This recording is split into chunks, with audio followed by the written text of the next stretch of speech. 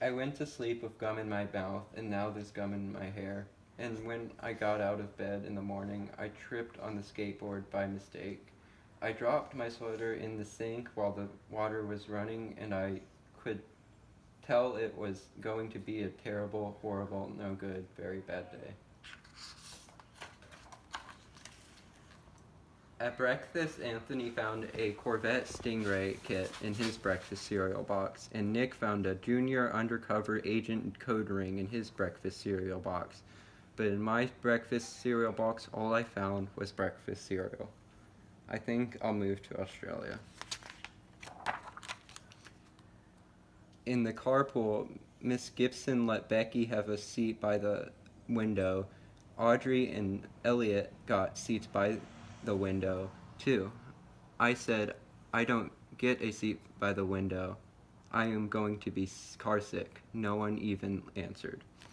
I could tell it was going to be a terrible, horrible, no good, very bad day.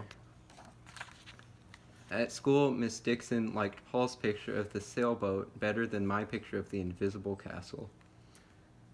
At singing time, she said I was too loud. At counting time, she said I left out 16. Who needs 16? I could tell it was going to be a terrible, horrible, no good, very bad day. I could tell because Paul said I wasn't his I could tell because Paul said I wasn't his best friend anymore. He said that Philip Parker was his best friend and that Albert Moyo was his next best friend and that I was only his third best friend.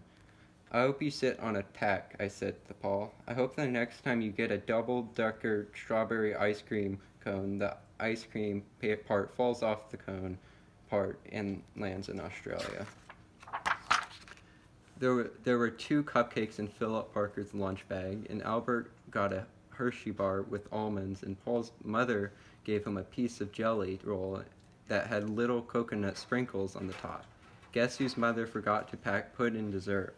It was a terrible, horrible, no good, very bad day. That's what it was. Because after school, my mom took us all to the dentist, and Dr. Fields found a cavity just in me. Come back next week, and I'll fix it," said Dr. Fields. Next week, I'm going to Australia.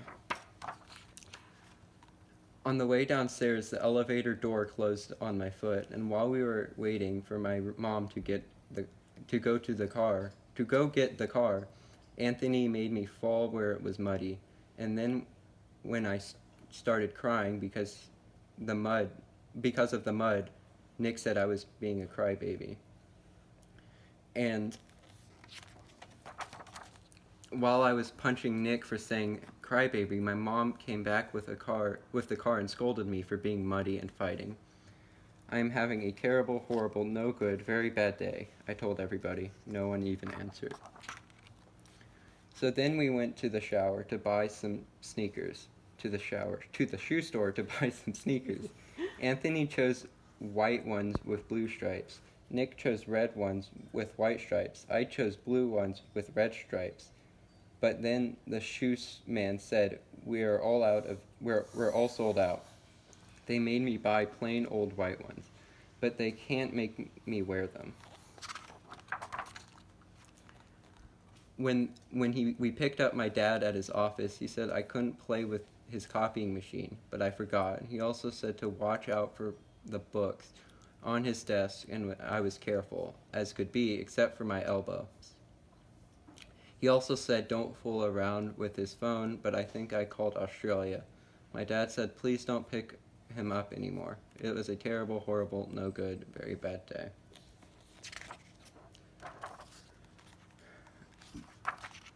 There was lima beans for dinner, and I hate lima beans. There was kissing on TV, and I hate kissing.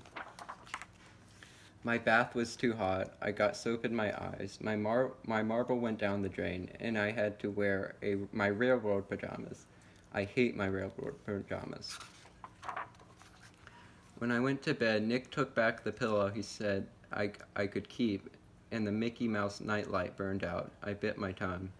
The cat went to sleep with Anthony, not with me. It has been a terrible, horrible, no good, very bad day. My mom says some days are like that. even in Australia.